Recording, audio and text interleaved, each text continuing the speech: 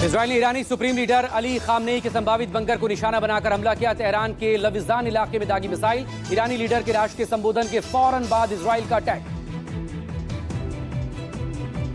Iran ने Israel से जारी संघर्ष के बीच बड़ा कदम उठाया। राजधानी तेहरान समेत पूरे देश में इंटरनेट सेवा बंद। ईरानी संचार नेटवर्क का इजराइल के गलत इस्तेमाल करने की आशंका। इजराइल ने ईरान के सरकारी चैनल IRIB को हैक किया। लाइव शो के दौरान ईरानी जनता से विद्रोह का आह्वान। ईरान के खिलाफ इजराइल ने सैन्य हमलों के साथ ही साइबर अटैक भी तेज किए। इजराइल की राजधानी तेल अवीव पर ईरान का कहर। बुधवार की रात भी हाइपरसोनिक मिसाइल से हमला किया गया। सेंट्रल तेल अवीव के कई ठिकानों पर ईरान का अटैक। सेंट्रल इजराइल में ईरान के भीषण हमले के बाद बिल्डिंग तबाह हुई। इजरायली पुलिस ने नुकसान की तस्वीरें जारी की। मिसाइल अटैक के बाद में तबाह बिल्डिंग में सर्च और रेस्क्यू ऑपरेशन करते हुए दिखाई दिए इजरायली सैनिक। ईरान ने इजरायल के नॉर्थ ईस्ट इलाके पर फिर से हमला किया। ईरान अंतर्द्वीपीय बैलिस्टिक मिसाइल से यह हमला। ईरान के विध्वंसक मिसाइल की तस्वीरें सामने आई। इजरायल ने सभी ईरानी मिसाइल के मार गिराने का बड़ा दावा किया।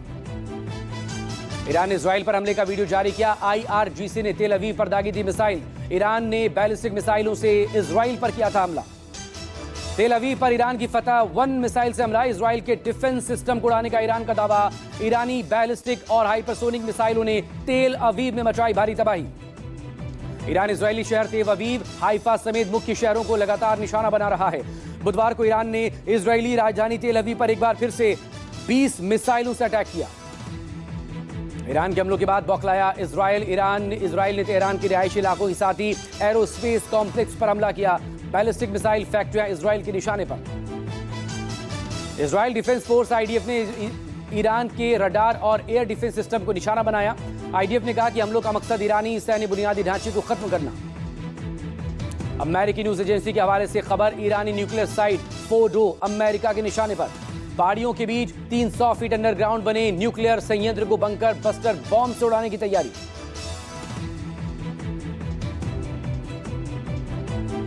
इजरायल ईरान जंग में अमेरिका के शामिल होने की संभावना। अमेरिकी राष्ट्रपति ट्रंप का बड़ा बयान। कहा, मैं लड़ना नहीं चाहता, लेकिन अगर लड़ाई ईरान के पास परमाणु हथियार होने या ना होने के बीच है तो आपको वही करना होगा जो जरूरी है। ट्रंप ने कहा, कोई नहीं जानता कि मैं हमला करूंगा या नहीं, लेकिन पिछले 40 सालों से डेथ टू अमेरिका का नारा लगाने वालों को न्यूक्लियर बॉम्ब बनाने की इजाजत किसी भी सूरत में नहीं दी जा सकती।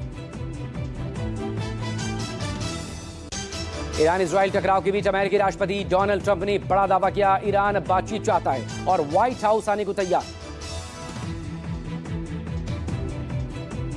ट्रंप की बातचीत की पेशकश के दावों को ईरानी सुप्रीम लीडर खामनेई ने झूठ बताया। खामनेई बोले, हमारे किसी मंत्री या राजनयिक ने बातचीत की गुहार नहीं लगाई, न ही कोई व्हाइट हाउस की चौखट पर गया। खामनेई ने अमेरिका को इजरायल का साथ देने पर अंजाम भुगतने की धमकी दी। कहा, हम सरेंडर नहीं करेंगे। अमेरिकी राष्ट्रपति डोनाल्ड ट्रंप का बयान। अमेरिका जानता है ईरान के सर्वोच्च नेता आयतुल्लाह अली खामनेई कहां छिपे हैं, लेकिन फिलहाल उन्हें नहीं मारेंगे। ट्रंप ने ईरान से बिना शर्त आत्मसमर्पण करने को कहा।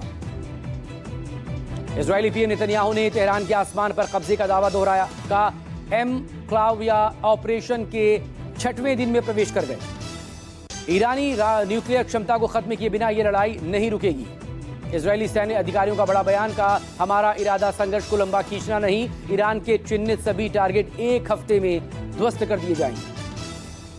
ईरान के सुप्रीम लीडर बुधवार को राष्ट्र के नाम संदेश जारी करते हुए नजर आए। राष्ट्र को संबोधित करते हुए खामनेई ने जंग का ऐलान किया। कहा, हिट एंड रन का दौर खत्म, दुनिया अब इजराइल को तबाह होते हुए देखेगी। ईरान पर कर सकता है अमेरिकी ठिकानों पर हमला। ईरान ने अमेरिकी ठिकानों पर मिसाइल तैनात किए। अमेरिका के जंग में शामिल होने पर ईरान ये हमला करेगा। हॉर्मुज जल डमरू मध्य को बंद करने की भी ईरान की धमकी। रूस के राष्ट्रपति पुतिन ने एक बार फिर से इजरायल ईरान के बीच मध्यस्थता की पेशकश की है। पुतिन ने संघर्ष की बजाय संवाद स्थापित करने पर जोर दिया। रूसी विदेश मंत्री ने भी दोनों देशों के संपर्क में होने की बात कही। इजरायल ने विदेशी लोगों का से पलायन की तस्वीरें अब सामने आ रही हैं। लगातार हमलों के बाद शहर छोड़ रहे हैं लोग। प्रधानमंत्री नरेंद्र मोदी के कनाडा दौरे का असर दिखा है। कनाडा की खुफिया एजेंसी CSIS ने पहली बार माना खालिस्तानी चरमपंथी भारत के खिलाफ कनाडा को बेस की तरह इस्तेमाल कर रहे हैं। रिपोर्ट में दावा, भारत में हिंसा फैलाने के लिए फंड जुटाए जाते हैं। 4 राज्यों की 5 विधानसभा सीटों पर आज उपचुनाव। गुजरात के कादी और विसावदर, पंजाब के लुधियाना पश्चिम, पश्चिम बंगाल की कालीगंज और केरल की नीलांबूर विधानसभा सीट पर वोटिंग। 23 जून को नतीजे आएंगे। पंजाब में आम आदमी पार्टी की प्रतिष्ठा दांव पर। लोकसभा में नेता प्रतिपक्ष और कांग्रेस नेता राहुल गांधी का आज 55वां जन्मदिन। दिल्ली के तालकटोरा स्टेडियम में यूथ कांग्रेस करेगी महारोजगार मेले का आयोजन। 100 से ज्यादा कंपनियों के आने का दावा। युवाओं को वॉक इन इंटरव्यू के जरिए नौकरी मिलेगी। 10,000 युवाओं ने करवाया रजिस्ट्रेशन। राजा रघुवंशी हत्याकांड के सभी 5 आरोपियों की दोबारा होगी कोर्ट में पेशी। सोनम सहित राज कुशवाहा, विशाल चौहान, आकाश राजपूत और आनंद कुर्मी की 8 दिनों की रिमांड खत्म। शिलांग पुलिस ने गहन पूछताछ के बीच क्राइम रिक्रिएशन भी किया।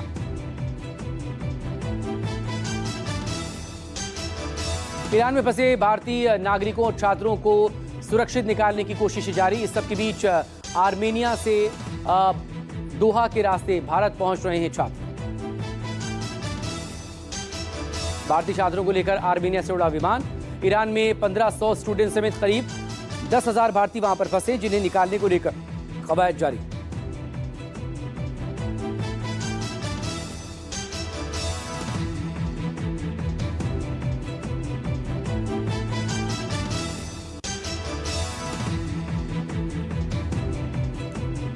प्रधानमंत्री नरेंद्र मोदी 3 देशों की 5 दिन की यात्रा खत्म कर बुधवार को देर रात स्वदेश रवाना हुए। पीएम मोदी के आज दोपहर तक दिल्ली पहुंचने की संभावना। भारत क्रोएशिया के बीच बुधवार को द्विपक्षीय आर्थिक, तकनीकी, शैक्षणिक सहयोग बढ़ाने पर कई अहम समझौते हुए। पीएम मोदी अपने 3 दिन की विदेश यात्रा के आखिरी पड़ाव पर क्रोएशिया पहुंचे थे। किसी भारतीय प्रधानमंत्री की यह पहली क्रोएशिया यात्रा है।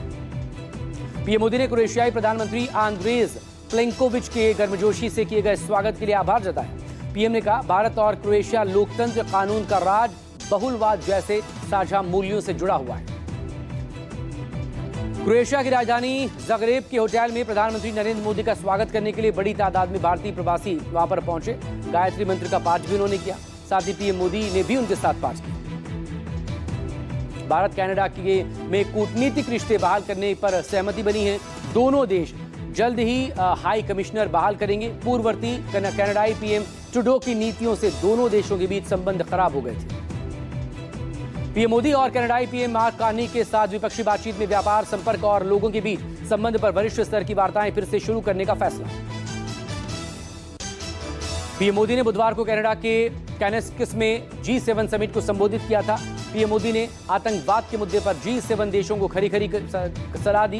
कहा, आतंकवाद के प्रति आंखें मूंदना विश्व शांति के लिए खतरनाक। G7 समिट के इतर पीएम मोदी ने फ्रांस के राष्ट्रपति मैक्रों, जर्मन चांसलर फ्रेडरिक मर्च और इटली की प्रधानमंत्री जॉर्जिया मेलोनी के साथ द्विपक्षीय बैठक की।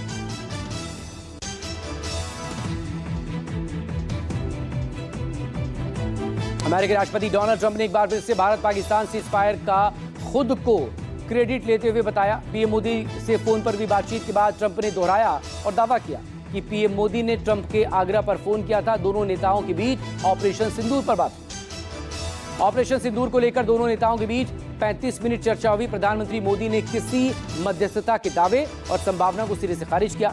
कहा, पाकिस्तान के अनुरोध पर स्थगित किया गया है ऑपरेशन सिंदूर।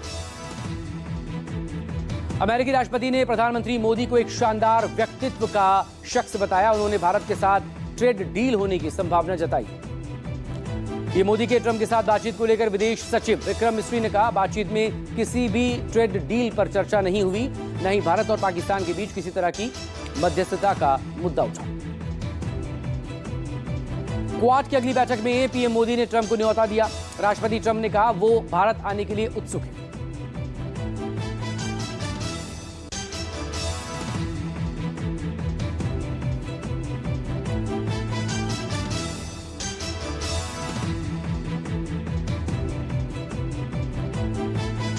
पटना में आज आरजेडी राज्य परिषद की बैठक। पार्टी अध्यक्ष लालू प्रसाद यादव, पूर्व सीएम राबड़ी देवी, तेजस्वी यादव समेत तमाम सांसद, विधायक और पदाधिकारी इसमें शामिल होंगे।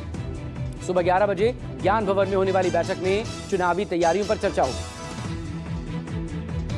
नए प्रदेश अध्यक्ष मंगनी लाल मंडल पदभार संभालेंगे। बिहार चुनाव को लेकर नीतीश के मंत्री अशोक चौधरी का बयान, 25 सीटों पर सिमट जाएगी आरजेडी। प्रशांत किशोर पर कोई टिप्पणी नहीं करना चाहता।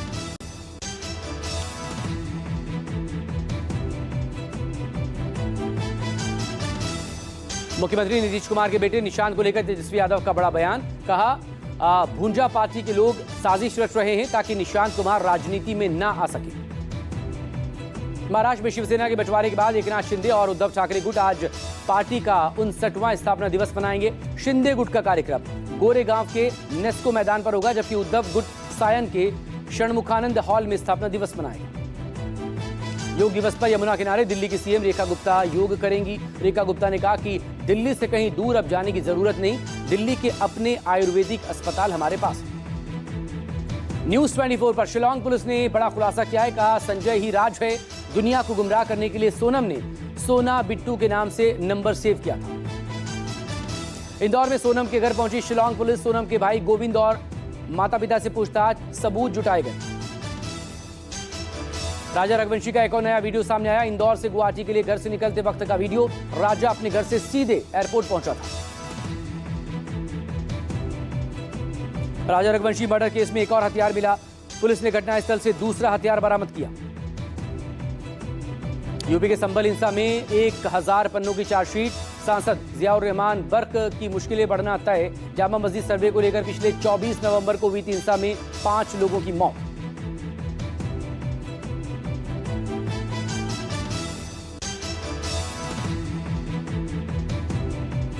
अहमदाबाद विमान हादसे में अब तक 208 डीएनए सैंपल का मिलान हो चुका है। 173 शव परिजनों को सौंपे गए। 30 ब्रिटिश नागरिक हैं, 4 पुर्तगाली और 1 कनाडाई का शव शामिल।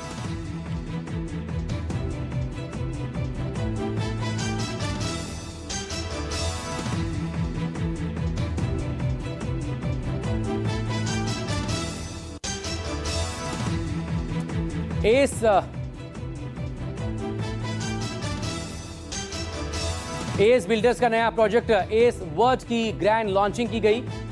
रंगारंग कार्यक्रम के बीच ये ग्रैंड लॉन्चिंग एस का नया प्रोजेक्ट आने जा रहा है और इसी को लेकर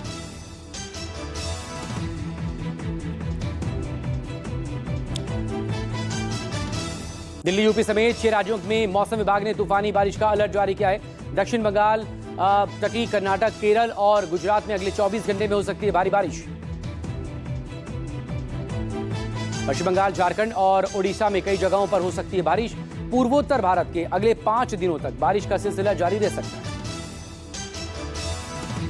बिहार, झारखंड, छत्तीसगढ़, ओडिशा और मध्य प्रदेश में 50 से 70 किलोमीटर प्रति घंटे की रफ्तार से चल सकती है तेज हवाएं। हिमाचल के मंडी और शिमला जिलों में भारी बारिश को लेकर ऑरेंज अलर्ट। मौसम विभाग ने दिल्ली एनसीआर के लिए येलो अलर्ट जारी किया। आज 50 से 60 किलोमीटर प्रति घंटा की रफ्तार से चल सकती है हवाएं। अधिकतम तापमान 34 डिग्री रहने का अनुमान। धौलपुर में तेज बारिश से सड़कों और निचले इलाके में बस्तियां पानी में डूब गई। राहगीरों और लोगों को परेशानी थी। शहर में गड्ढों की वजह से बढ़ रहे हादसे। नगर परिषद की ड्रेनेज व्यवस्था पूरी तरह से फेल।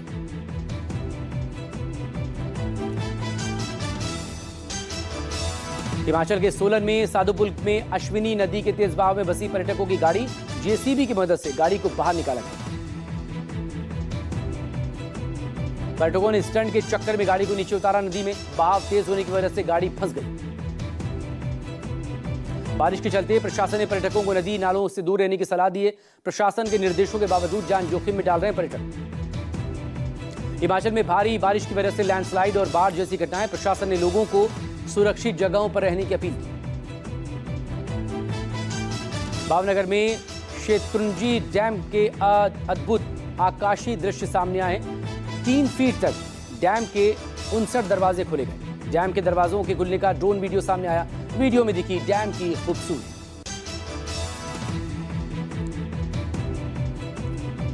और तस्वीरें ये दरअसल देखिए, ये तस्वीरें उस डैम की है जिसका नज़ारा, जिसकी तस्वीरें बेहद ही खूबसूरत। और खूबसूरत इसलिए भी क्योंकि इस वक्त तेज बारिश के बाद जिस तरह से ये डैम पूरी तरह से भर गया था, ड्रोन के जरिए भी इस पूरे खूबसूरत मंजर को यहां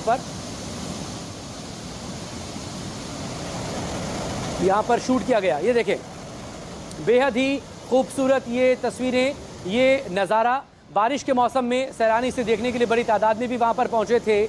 और 59 दरवाजे हैं इस डैम में।